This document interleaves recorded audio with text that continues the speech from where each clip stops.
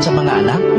Tandaan niyo po, hindi naman kayo pwedeng magkasama habang buhay ng mga magulang niyo.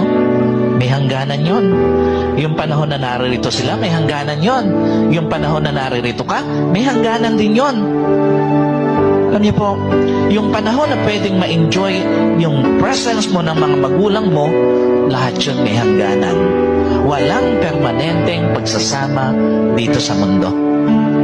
Walang magulang na papaalis na dito sa mundong ito na mas hahanapin pa mga material na bagay kaysa kanilang mga anak.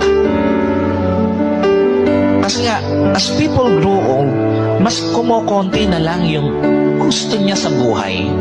Alam niyo po, pagtanda mo, mapapansin mo, konti na lang yung gusto mo sa buhay.